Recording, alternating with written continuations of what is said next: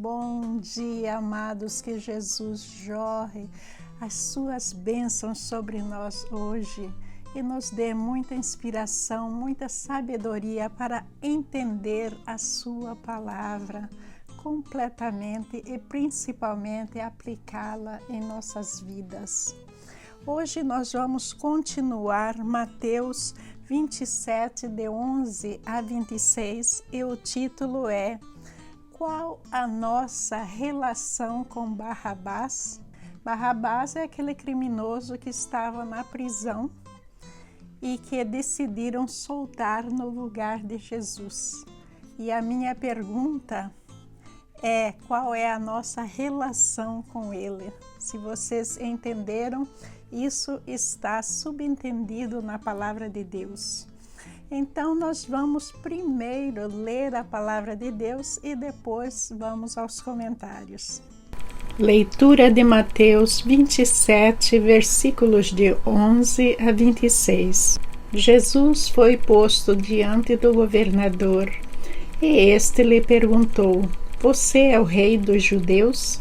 Respondeu-lhe Jesus: Tu o dizes. Acusado pelos chefes dos sacerdotes e pelos líderes religiosos, ele nada respondeu. Então Pilatos lhe perguntou: Você não ouve a acusação que eles estão fazendo contra você? Mas Jesus não lhe respondeu nenhuma palavra, de modo que o governador ficou muito impressionado. Por ocasião da festa, era costume do governador soltar um prisioneiro escolhido pela multidão. Eles tinham naquela ocasião um prisioneiro muito conhecido, chamado Barrabás. Pilatos perguntou à multidão que ali se havia reunido: Qual destes vocês querem que eu solte? Barrabás ou Jesus, chamado Cristo?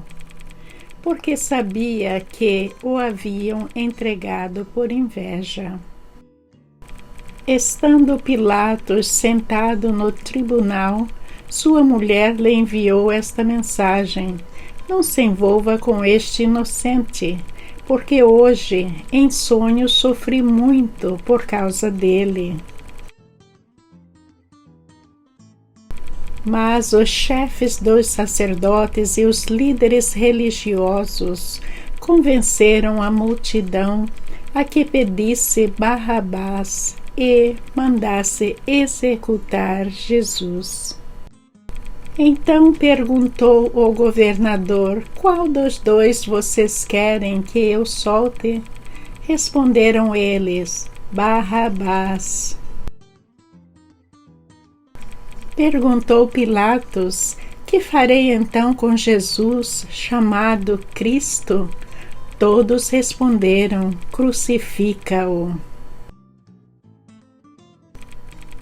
Por quê? Que crime ele cometeu? Perguntou Pilatos, mas eles gritavam ainda mais: Crucifica-o. Quando Pilatos percebeu que não estava obtendo nenhum resultado, mas ao contrário, estava se iniciando um tumulto, mandou trazer água, lavou as mãos diante da multidão e disse: Estou inocente do sangue deste homem. A responsabilidade é de vocês. Todo o povo respondeu: Que o sangue dele caia sobre nós e sobre nossos filhos. Então Pilatos soltou-lhes Barrabás, mandou açoitar Jesus e o entregou para ser crucificado. Jesus lá no tribunal, desta vez um tribunal que supostamente deveria ser legal, um tribunal romano. Então Jesus está lá na frente de Pilatos e Pilatos pergunta a ele: Você é o rei dos judeus? Aí Jesus responde: tu dizes que sou. Nós vamos ver que o apóstolo João dá um pouquinho mais de detalhes. Que Jesus vai dizer que o reino dele não é deste mundo. Porque se o reino dele fosse deste mundo, alguém apareceria e o defenderia. Aí vai mostrar o estado de solidão de Jesus. Porque ele veio a este mundo, mas ele não foi reconhecido como filho de Deus. Agora, essa história de falar, não, parte da multidão reconheceu, mas ninguém não estava lá. A sua família não estava lá. Nós vamos ver que nem o corpo de Jesus, a família dele foi retirar. Foi José de Arimateia que intercedeu e conseguiu pegar o corpo de Jesus. Esse reconhecimento de Jesus, ele não foi dado por praticamente ninguém. Esse reconhecimento veio, sim, depois da ressurreição de Jesus, como foi previsto no Antigo Testamento, não é? Jesus respondeu: meu reino não é deste mundo. Se fosse, meus seguidores lutariam para impedir que eu fosse entregue aos líderes judeus. Mas meu reino não procede deste mundo. João 18, versículo 36. As acusações foram apresentadas contra Jesus, mas Jesus permanecia na frente de Pilatos calado, totalmente calado. Mas também aqui é o apóstolo João que vai dar alguns detalhes sobre aquilo que Jesus disse a Pilatos, quando Pilatos disse a ele que ele tinha o poder de crucificá-lo. Então vejam a seguir. Por que você se nega a falar comigo? Perguntou Pilatos. Não sabe que tem autoridade para soltá-lo ou crucificá-lo? João 19, versículo 10. Jesus disse: você não teria autoridade alguma sobre mim, se esta não lhe fosse dada de cima. Portanto, aquele que me entregou a você tem um pecado maior. João 19, versículo 11. Pilatos colocou uma espécie de votação para que o povo votasse, porque na época da Páscoa era costume deles libertar um prisioneiro que o povo escolhesse para dar boa sorte para o governo. Ali era a perfeita ocasião. Barrabás estava preso. Por que Barrabás estava preso? Porque ele era ladrão, ele era um assassino e também um rebelde que se rebelava constantemente contra o governo romano. E é por isso que ele estava preso. Agora, quando o povo tinha que escolher soltar Jesus ou Barrabás, o povo gritou em massa para soltar Barrabás. E vão analisando aí essa questão que eu coloquei no início, qual é a nossa relação com Barrabás? Certo? Não estou perguntando sobre a multidão que gritou em massa que soltasse Barrabás e não Jesus Cristo. E agora vocês já sabem exatamente quais eram os crimes de Barrabás. Mas nós, de certa forma, estamos relacionados com ele diante de Jesus Cristo. E é isso que eu quero que vocês todos pensem, o significado, a simbologia por trás desse prisioneiro que foi liberto no lugar do Pai. Esse Barrabás estava preso por ter participado de uma revolta em Jerusalém contra o governo e ter cometido assassinato. Lucas 23, versículo 19. Nós entendemos aqui que os líderes dos sacerdotes, os sacerdotes, todos ali, inclusive toda aquela multidão que estava votando contra Jesus, elas estavam sob poder satânico. E veja que quando alguém está sob o poder satânico, toda maldade que ela fizer vai parecer algo normal e vai parecer algo justo.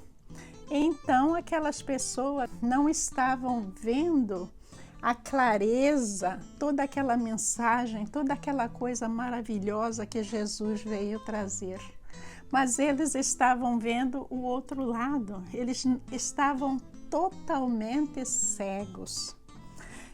E aí nós vamos ver que Jesus já tinha falado sobre isso com os líderes religiosos, e vocês devem lembrar quando nós passamos por esse capítulo.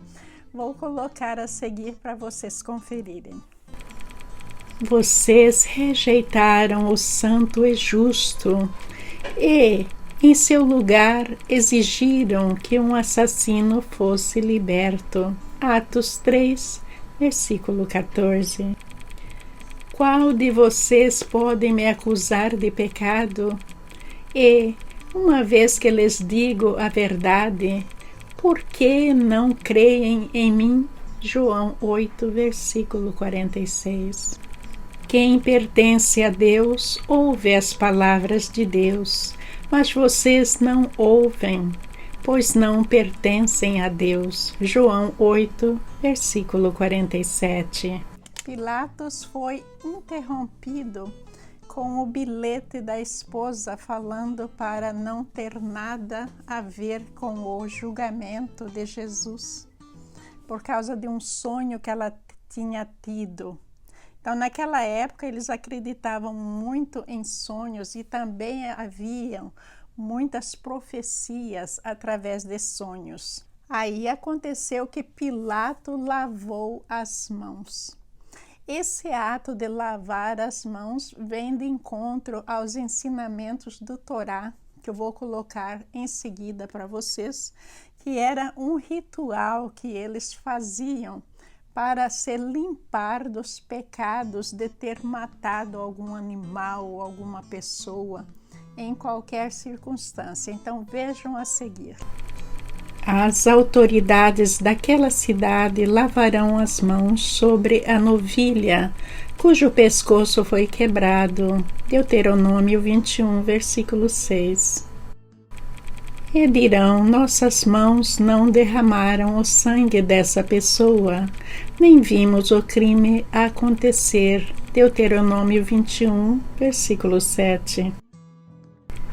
Ó Senhor, perdoa o teu povo, Israel, o qual libertaste. Não culpes o teu povo pela morte de um inocente. Assim serão absolvidos da culpa pelo sangue da pessoa. Deuteronômio 21, versículo 8. Nós sabemos que os líderes religiosos judeus nunca totalmente aceitaram serem os responsáveis da morte de Jesus. Mas nós vemos que os principais responsáveis são eles. E principalmente o sumo sacerdote, os sacerdotes, a igreja da época.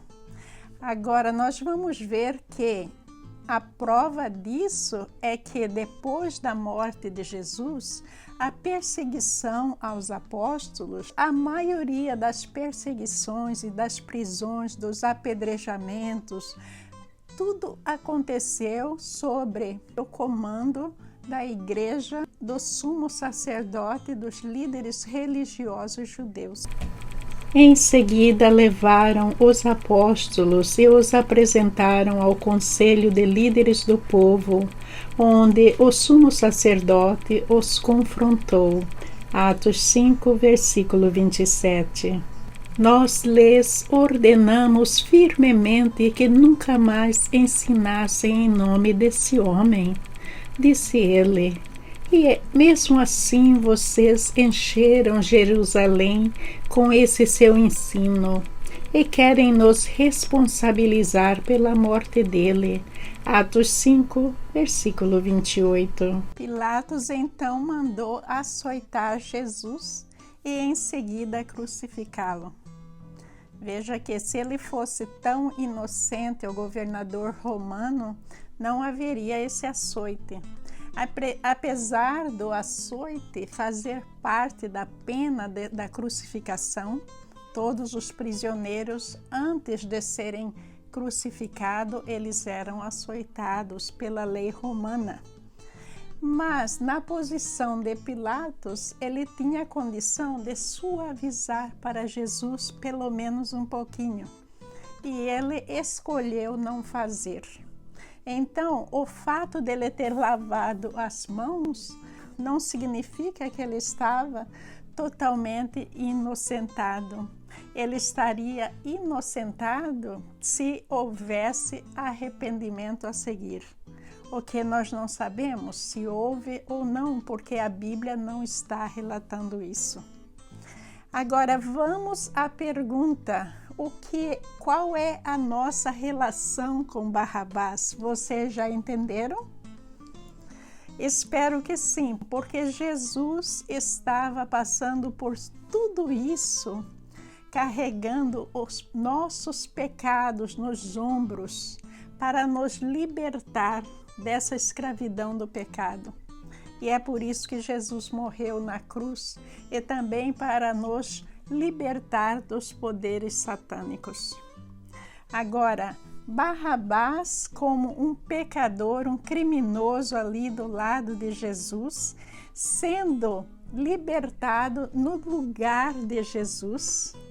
Veja aí a simbologia, está representando todos nós, porque todos nós na frente de Jesus nós somos pecadores. Nós estamos endividados diante dele. E através desse ato de Jesus, ele nos libertou dos pecados. E para a gente estar em Jesus Cristo, a gente tem que se manter sem pecado. A relação é essa, é que Barrabás representa cada um de nós como pecador. Então vejam a seguir o que é que a Bíblia está dizendo sobre isso. Agora, portanto, já não há nenhuma condenação para os que estão em Cristo Jesus. Romanos 8, versículo 1. Não existe condenação para quem está em Jesus Cristo. Tudo que nós devemos fazer é estar nele, aceitá-lo como nosso Salvador, seguir, viver a sua palavra. E tudo de bom ele trará para nós como prêmio, como galardão de vitória. É só isso que nós devemos fazer, vencer as nossas atitudes pecaminosas, vencer o pecado deste mundo, o que não é impossível. A gente tem que ter boa vontade e dar um passo de cada vez para nos libertar dessas coisas ruins que vêm acompanhado com esse mundo em que nós vivemos. Vamos pensar nisso, pedir muita sabedoria ao Pai, para que a gente continue tentando cada vez mais. Se a gente cair, a gente pede perdão, a gente arrepende e a gente continua de novo. Não é, meus irmãos? Um bom dia para todos vocês. Paz nesse coração lindo. Que Jesus te abençoe. Amém.